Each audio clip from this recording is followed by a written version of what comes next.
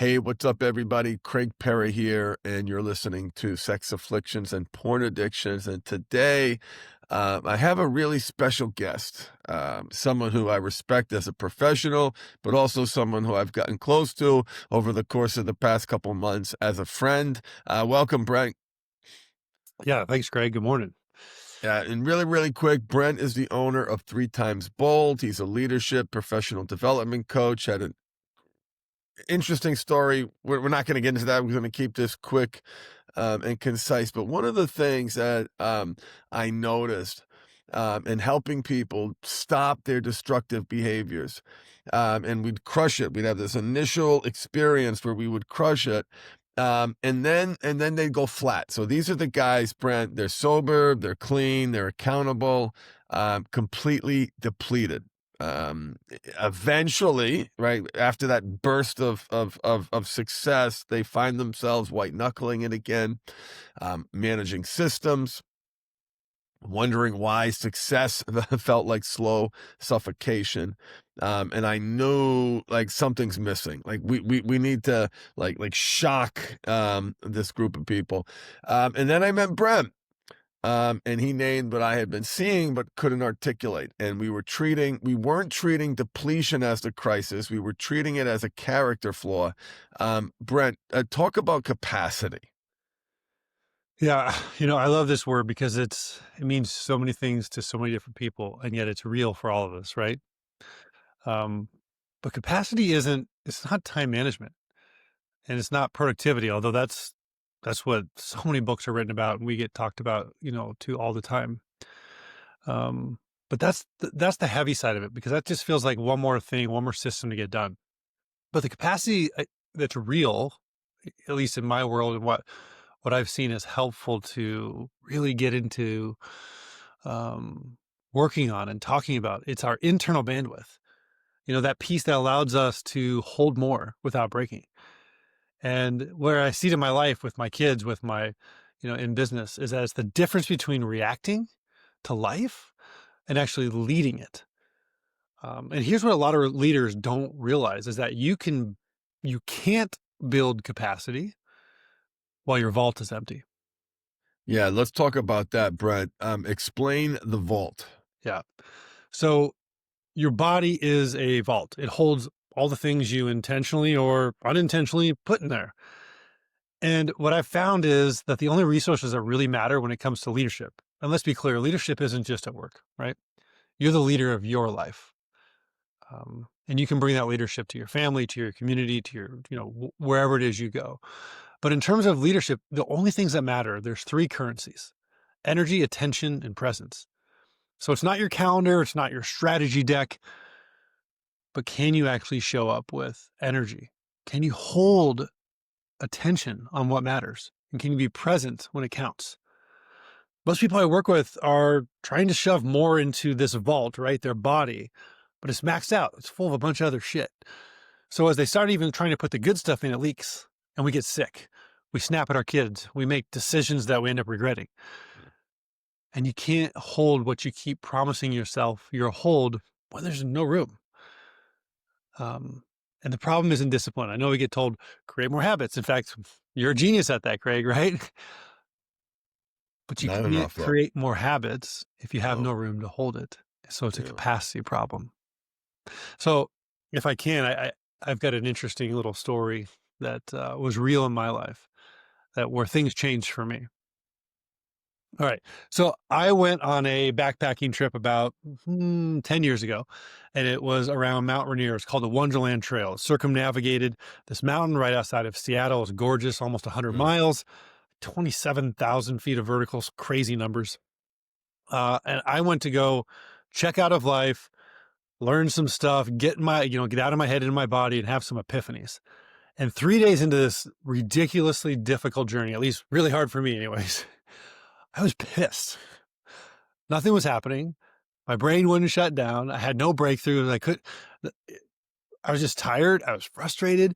I'd come all this way, trudged myself out in the middle of the wilderness. Sure, it was beautiful, but at this point I couldn't see any of that stuff. And I, I was coming around the backside of the mountain this 3rd day, and walking across a volcanic section, it wasn't the prettiest. And there were these purple wildflowers that started popping up. I didn't think anything of it, but I was pouting. I was just in this bad mood. And I get to the top of this area where we're kind of crested, and I just threw my backpack off. I sat down with a big like sigh and a humph, and just melted into the earth around me. And I realized after a few minutes, after I let my pity party go, I was sitting in this like field of these purple flowers that had kind of been, evading like my true senses as I'd walked by them up to this place. And I hear this buzzing sound, and I look down and there's two bees on my leg. Well, I'm allergic to bees. I didn't think anything of it at the moment.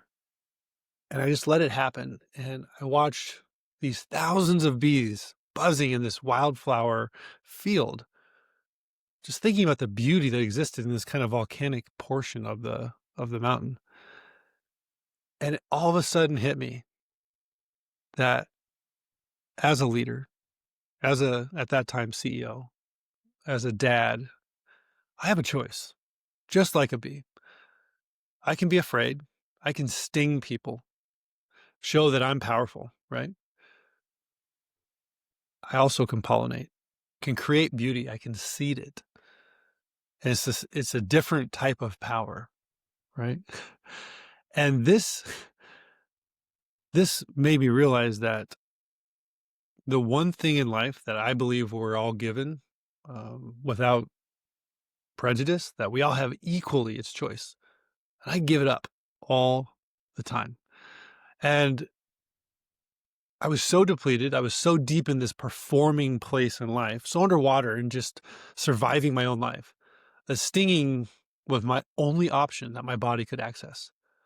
I wasn't a bad person. My vault was just empty of the currencies it needed, full of all the shit it didn't need, right? So I didn't have the capacity to choose pollination. And that's when it really hit me. Like, I can't lead from depletion. At that place, you can only defend, you can only sting. And I'd been stinging everybody around me because I had nothing left to give. Mm. Yeah, I know. It's I see that so often, and people who look successful, people who've done the work, they fixed the behavior, still stinging, still defensive. Gosh, sometimes one bad day from burning it all down, because the vault is empty. Yeah. And that's an interesting point, and made me realize too that this doesn't happen overnight. It's not like a dam broke and the vault is just empty. This happened over a long period of time through 1,000 paper cuts. Yeah, thousands of thousands of little experiences, conditioning, training, that depleted you.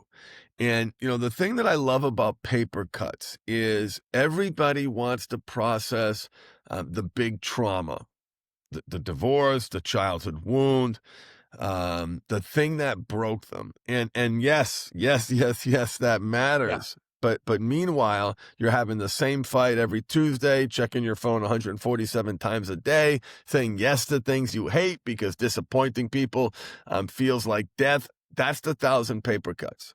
And you're wondering why you can't heal. So one of the things I really liked about Brent, guys, when I met him, was this book that he wrote, Paper Cuts, The Art of Self-Delusion. We are brilliant at convincing ourselves the small losses, the small betrayals of ourselves, our identity, of our Mhm. core, don't matter. But they do. They do matter. This notion of it's fine, I can handle it, it's not that big of a deal, it's not that much of an impact. Yeah. But that's, listen, the aggregate, the cumulative impact, your vault is empty. Yeah. Yeah. And these paper cuts, they're not random, actually. This is the curious part. They're patterns.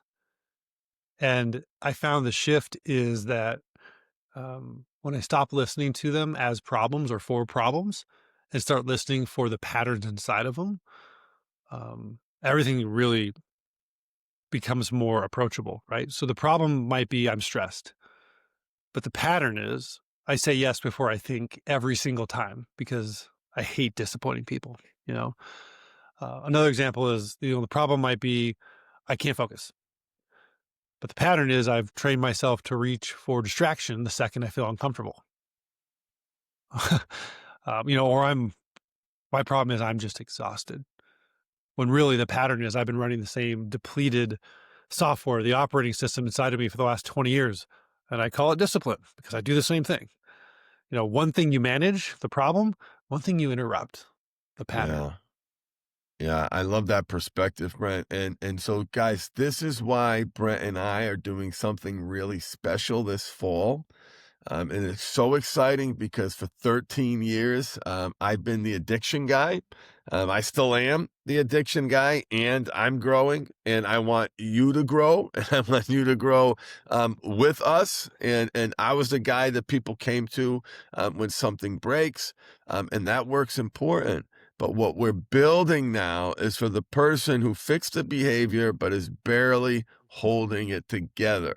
The person who looks successful, but they feel like they're faking it.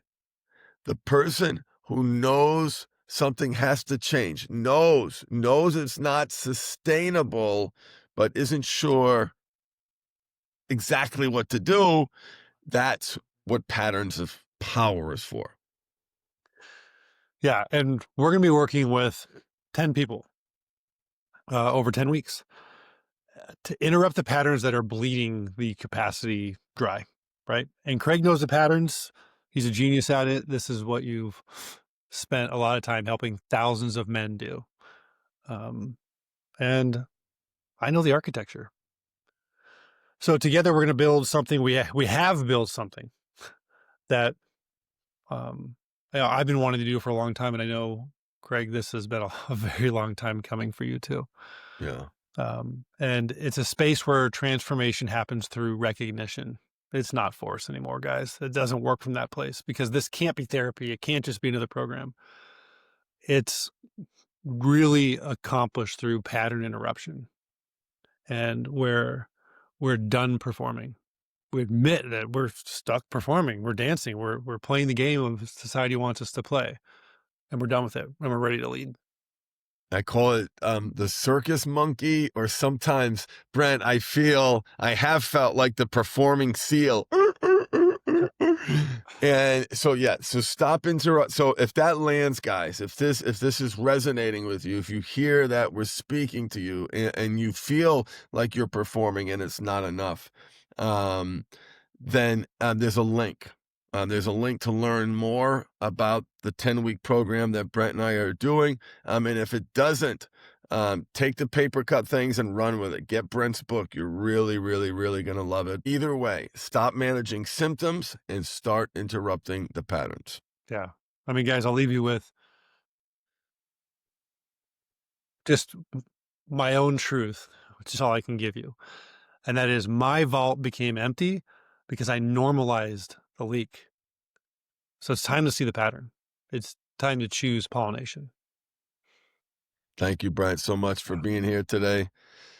And thank you for listening, guys. I wanted to keep this specifically short and sweet. If you are interested in our 10-week program, please click the link below. If you're not, check out Brent Perkins' book. You're going to see more of Brent. He's a good friend. And Brent, look forward to working together going forward. I love it. Thanks, Craig.